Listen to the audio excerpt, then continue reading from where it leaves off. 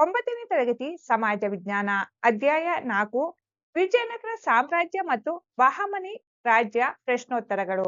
ಮುಖ್ಯ ಪ್ರಶ್ನೆ 1. ಖಾಲಿ ಬಿಟ್ಟ ಸ್ಥಳಗಳನ್ನು ಸೂಕ್ತ ಪದಗಳಿಂದ ತುಂಬಿರಿ. ವಾಕ್ಯ 1. ವಿಜಯನಗರ ಸಾಮ್ರಾಜ್ಯ ಸ್ಥಾಪನೆಯಾದ ವರ್ಷ ಡ್ಯಾಶ್. ಉತ್ತರ 1336. ವಿಜಯನಗರ ಸಾಮ್ರಾಜ್ಯ ಸ್ಥಾಪನೆಯಾದ ವರ್ಷ 1336. ವಾಕ್ಯ 2. ಮಧುರ ವಿಜಯ ಬರೆದ ಕವಯಿತ್ರಿ ಡ್ಯಾಶ್. ಉತ್ತರ ಗಂಗಾದೇವಿ. ಮಧುರ ವಿಜಯ ಬರೆದ ಕವಯಿತ್ರಿ ಗಂಗಾದೇವಿ. ವಾಕ್ಯ 3. ಪ್ರೌಢ ದೇವರಾಯನ ಮಂತ್ರಿ ಡ್ಯಾಶ್. ಉತ್ತರ ಲಕ್ಕಣ್ಣ ದಂಡೇಶ.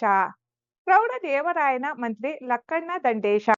ವಾಕ್ಯ 4. ಅಮುಕ್ತ ಮಾಲ್ಯದ ಕೃತಿಯನ್ನು ತೆಲುಗಿನಲ್ಲಿ ರಚಿಸಿದ ದೊರೆ ಡ್ಯಾಶ್. ಉತ್ತರ ಕೃಷ್ಣದೇವರಾಯ. ಅಮುಕ್ತ ಮಾಲ್ಯದ ಕೃತಿಯನ್ನು ತೆಲುಗಿನಲ್ಲಿ ರಚಿಸಿದ ದೊರೆ ಕೃಷ್ಣದೇವರಾಯ. 5. ಬೀದರಿನಲ್ಲಿ ಮದ್ರಾಸವನ್ನು ಕಟ್ಟಿದವನು ಡ್ಯಾಶ್. ಉತ್ತರ ಮಹಮ್ಮದ್ ಗವಾಯ್. ಬೀದರಿನಲ್ಲಿ ಮದ್ರಾಸವನ್ನು ಕಟ್ಟಿದವನು ಮಹಮ್ಮದ್ ಗವಾಯ್. ವಾಕ್ಯ 6. ಕಿತಾಬೆ ನವರಸ ಗ್ರಂಥವನ್ನು ಬರೆದವರು ಡ್ಯಾಶ್. ಎರಡನೇ ಇಬ್ರಾಹಿಂ ಆದಿಲ್ ಶಾ. ಕಿತಾಬೆ ನವರಸ ಗ್ರಂಥವನ್ನು ಬರೆದವರು ಎರಡನೇ ಇಬ್ರಾಹಿಂ ಆದಿಲ್ ಶಾ. ಮುಖ್ಯ ಪ್ರಶ್ನೆ 2. ಈ ಕೆಳಗಿನ ಪ್ರಶ್ನೆಗಳಿಗೆ ಸಹಪಾಠಿಗಳೊಂದಿಗೆ ಚರ್ಚಿಸಿ ಉತ್ತರಿಸಿ. ಪ್ರಶ್ನೆ 7. ವಿಜಯನಗರದ ಸಾಮ್ರಾಜ್ಯವನ್ನು ಆಳಿದ 4 ಮನೆತನಗಳನ್ನು ಹೆಸರಿಸಿ. ಉತ್ತರ ವಿಜಯನಗರ ಸಾಮ್ರಾಜ್ಯವನ್ನು ಆಳಿದ 4 ರಾಜ ಮನೆತನಗಳು. 1. ಸಂಗಮ ಮನೆತನ. 2. ಸಾಳವ ಮನೆತನ. 3. ತುಳವ ಮನೆತನ. 4. ಅರವಿಂದು ಮನೆತನ. ಪ್ರಶ್ನೆ 8. ಎರಡನೇ ದೇವರಾಯನ ಸಾಧನೆಗಳು ಯಾವುವು? ಉತ್ತರ ಸಂಗಮ ರಾಜವಂಶದ ಅತ್ಯಂತ ಪ್ರಸಿದ್ಧ ರಾಜ ಎರಡನೇ ದೇವರಾಯ. ಒಡಿಶಾದ ರಾಜ ಗಜಪತಿ ಕಪಿಲೇಂದ್ರನನ್ನು ಸೋಲಿಸಿ ಕೊಂಡವಿಂಡನ್ನು ವಶಪಡಿಸಿಕೊಂಡರು. ಗಡಿಯುದ್ದಕ್ಕೂ ಪ್ರಾದೇಶಿಕ ನಾಯಕರನ್ನು ನಿಗ್ರಹಿಸುವ ಮೂಲಕ ಈಶಾನ್ಯದಲ್ಲಿ ಕೃಷ್ಣಾ ನದಿಯವರೆಗೆ ರಾಜ್ಯವನ್ನು ವಿಸ್ತರಿಸಿದರು. ಕೇರಳದ ಆಡಳಿತಗಾರರನ್ನು ಸೋಲಿಸಿ ಕೇರಳ ಮತ್ತು ಶ್ರೀಲಂಕಾದಿಂದ ಪ್ರಜಾಪ್ರಭುತ್ವವನ್ನು ಪಡೆದರು. ಇದು ಅವರಿಗೆ ದಕ್ಷಿಣ ಪಥ ಚಕ್ರವರ್ತಿ ಎಂಬ ಬಿರುದನ್ನು ಗಳಿಸಿತು. ವಿಜಯನಗರ ಸಾಮ್ರಾಜ್ಯವು ಶ್ರೀಲಂಕಾದಿಂದ ಗುಲ್ಬರ್ಗ ಮತ್ತು ತೆಲಂಗಾಣ ಮಲಬಾರ್ ವರೆಗೆ ವಿಸ್ತರಿಸಿತು. ಬಹಮನಿಯ ಸಾಂಪ್ರದಾಯಿಕ ಶತ್ರು ಅಹಮದ್ ಶಾನನ್ನು ಬಿಜಾಪುರದವರೆಗೆ ಓಡಿಸಿ ಮುದಲ್ ಮತ್ತು ಬಂಕಾಪುರವನ್ನು ವಶಪಡಿಸಿಕೊಂಡರು.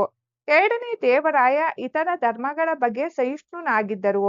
ಅವರು ರಾಜಧಾನಿಗಳಲ್ಲಿ ಮಸೀದಿಗಳು, ಜೈನ ಮತ್ತು ವೈಷ್ಣವ ದೇವಾಲಯಗಳನ್ನು ನಿರ್ಮಿಸಿದರು.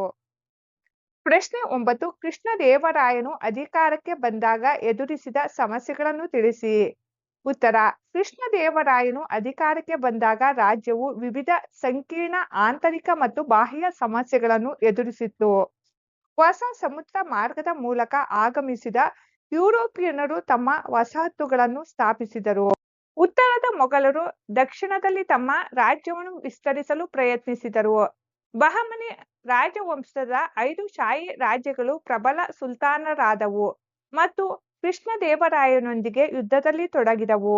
ಇವುಗಳ ಜೊತೆಗೆ ಉಮ್ಮತ್ತೂರು ಮತ್ತು ಒರಿಸ್ಸಾದ ರಾಜರು ನಿರಂತರ ಬೆದರಿಕೆಯ ಮೂಲವಾಗಿದ್ದರು. ಪ್ರಶ್ನೆ 10. ಅರ್ಥವ್ಯವಸ್ಥೆ ಮತ್ತು ಸಮಾಜಕ್ಕೆ ವಿಜಯನಗರದ ಕೊಡುಗೆಗಳೇನು? ಉತ್ತರ ಕೃಷಿ ಅರ್ಥವ್ಯವಸ್ಥೆಯ ಬೆನ್ನೆಲುಬಾಗಿತ್ತು. ಅರಸರು ಬಾವಿ, ಕೆರೆ, ಕಾಲುವೆಗಳನ್ನು ಕಟ್ಟುವುದರ ಮೂಲಕ ಕೃಷಿ ನೀರಾವರಿಯನ್ನು ಉತ್ತೇಜಿಸಿದರು. ಕೈಗಾರಿಕೆ ಮತ್ತು ವಾಣಿಜ್ಯ ಕ್ಷೇತ್ರದಲ್ಲಿ ಮಹತ್ತರ ಪ್ರಗತಿಯನ್ನು ಸಾಧಿಸಿತು. ಬಟ್ಟೆ ನೇಯ್ಗೆಯ ಮುಖ್ಯ ಕೈಗಾರಿಕೆಗಳು ಇದ್ದವು. ಚಿನ್ನದ ವರಹ, ಗದಾನ್ಯ ಮತ್ತು ಪಗೋಡ, ಬೆಳ್ಳಿಯ ತಾರ, ತಾಮ್ರದ ಪಣ, ದುಡ್ಡು ಮತ್ತು ಕಾಸುಗಳು ಬಳಕೆಯಲ್ಲಿದ್ದವು. ಮುಖ್ಯ ಬಂದರುಗಳಿದ್ದು ವಿದೇಶಿ ವ್ಯಾಪಾರಿಗಳು ಸಾಮ್ರಾಜ್ಯದ ಸಂಪರ್ಕ ಹೊಂದಿದ್ದರು. ವಿಜಯನಗರ ಸಾಮ್ರಾಜ್ಯವು ಎಲ್ಲಾ ಮತಗಳಿಗೂ ಪ್ರೋತ್ಸಾಹ ನೀಡಿದ ಕೀರ್ತಿಗೆ ಪಾತ್ರವಾಗಿದೆ. ಸ್ತ್ರೀಯರಿಗೆ ಸಮಾಜದಲ್ಲಿ ಗೌರವದ ಸ್ಥಾನವಿತ್ತು. ಹೋಳಿ, ದೀಪಾವಳಿ ಮತ್ತು ದಸರಾ ಹಬ್ಬಗಳನ್ನು ಸಾರ್ವಜನಿಕವಾಗಿ ವೈಭವದಿಂದ ಆಚರಿಸಲಾಗುತ್ತಿತ್ತು. ಹಂಪಿಯ ಮಹಾನವಮಿ ದಿಬ್ಬವು ಅಂದಿನ ದಸರಾ ವೈಭವದ ಸಾಕ್ಷಿಯಾಗಿದೆ. ಪ್ರಶ್ನೆ ಸಂಖ್ಯೆ 11. ವಿಜಯನಗರ ಕಾಲದ ಕಲೆ ಮತ್ತು ವಾಸ್ತುಶಿಲ್ಪವನ್ನು ಕುರಿತು ಬರೆಯಿರಿ. ಉತ್ತರ ವಿಜಯನಗರದ ರಾಜರು ಚಾಲುಕ್ಯ, ಚೋಳ ಮತ್ತು ಹೊಯ್ಸಳ ಶೈಲಿಯನ್ನು ಮುಂದುವರಿಸಿ ಕಟ್ಟಡ ನಿರ್ಮಾಣಕ್ಕೆ ಒರಟಾದ ಕಣಶಿಲೆಯನ್ನು ಬಳಸಿದರು. ಇವರ ಶೈಲಿಯಲ್ಲಿ ವಿಶಾಲವಾದ ಕಲ್ಯಾಣ ಮಂಟಪಗಳು ಮತ್ತು ಬೃಹತ್ ರಾಯಗೋಪುರಗಳ ನಿರ್ಮಾಣಕ್ಕೆ ಹೆಚ್ಚಿನ ಪ್ರಾಮುಖ್ಯತೆ ನೀಡಲಾಗಿತ್ತು. ಹಂಪಿಯ ಪ್ರಸಿದ್ಧ ದೇವಾಲಯವು ತನ್ನ ಸಪ್ತ ಸ್ವರಗಳನ್ನು ಹೊರಡಿಸುವ ಸಂಗೀತ ಸ್ತಂಭಗಳು ಮತ್ತು ಅಪೂರ್ವ ಕಲ್ಲಿನ ರಥಕ್ಕೆ ಜಗತ್ಪ್ರಸಿದ್ಧಿಯಾಗಿದೆ. ಹಂಪಿಯ ಅತ್ಯಂತ ಪ್ರಾಚೀನ ವಿರೂಪಾಕ್ಷ ದೇವಾಲಯ, ಶೃಂಗೇರಿಯ ವಿದ್ಯಾಶಂಕರ ದೇವಾಲಯ ಹಾಗೂ ದಸರಾ ಆಚರಿಸುತ್ತಿದ್ದ ಮಹಾನವಮಿ ದಿಬ್ಬ ಇವರ ಪ್ರಮುಖ ಕೊಡುಗೆಗಳು. ಕಮಲ ಮಹಲ್ ಮತ್ತು ಆನೆಯ ಲಯಗಳು ಇಂಡೋ ಮುಸ್ಲಿಂ ಶೈಲಿಗೆ ಉದಾಹರಣೆಯಾಗಿದ್ದರೆ, ಕಡಲೆಕಾಳು ಗಣೇಶ ಮತ್ತು ಉಗ್ರ ನರಸಿಂಹ ವಿಗ್ರಹಗಳು ಇವರ ಶಿಲ್ಪಕಲೆಗೆ ಸಾಕ್ಷಿಯಾಗಿವೆ. ಪ್ರಶ್ನೆ 12. ಮಹಮ್ಮದ್ ಗವಾನನು ಬಹಮನಿ ರಾಜ್ಯದಲ್ಲಿ ಉತ್ತಮ ಪ್ರಧಾನಮಂತ್ರಿ ಹೇಗೆ? ಉತ್ತರ: ಮಹಮ್ಮದ್ ಗವಾನನು ನಿಷ್ಠೆ, ನಿಸ್ವಾರ್ಥತೆಯಿಂದ ಆಳ್ವಿಕೆ ನಡೆಸಿದನು. ಪ್ರಧಾನಮಂತ್ರಿಯಾಗಿ ಬಹಮನಿ ರಾಜ್ಯವನ್ನು ಉನ್ನತ ಮಟ್ಟಕ್ಕೆ ಕೊಂಡೊಯ್ದನು.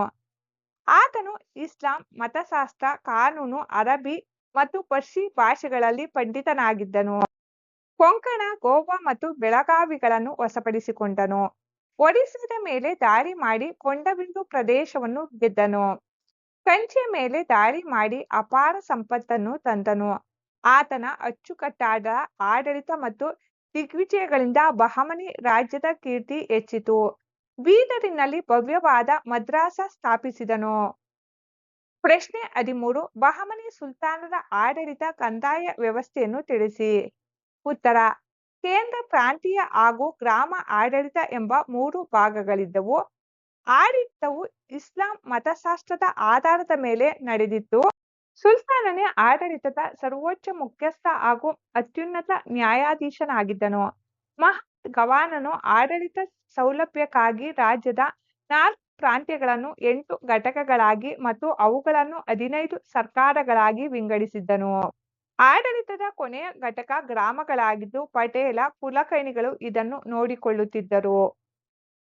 ಭೂಕಂದಾಯವು ರಾಜ್ಯಾದಾಯದ ಮೂಲವಾಗಿತ್ತು. ಉತ್ಪತ್ತಿಯ 1/3 1/2 ಭಾಗದಷ್ಟನ್ನು ಕಂದಾಯ ರೂಪದಲ್ಲಿ ವಸೂಲಿ ಮಾಡಲಾಗುತ್ತಿತ್ತು.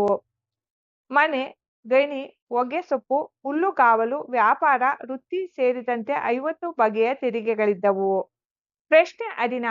ಬಹಮನಿ ಸುಲ್ತಾನರ ಶಿಕ್ಷಣ, ಕಲೆ ಮತ್ತು ವಾಸ್ತುಶಿಲ್ಪವನ್ನು ವಿವರಿಸಿ. ಉತ್ತರ: ಬಹಮನಿ ಸುಲ್ತಾನರ ಶೈಕ್ಷಣಿಕ ನೀತಿಯು ಇಸ್ಲಾಂ ಸಂಸ್ಕೃತಿಯನ್ನು ಬೆಳೆಸುವುದಾಗಿತ್ತು.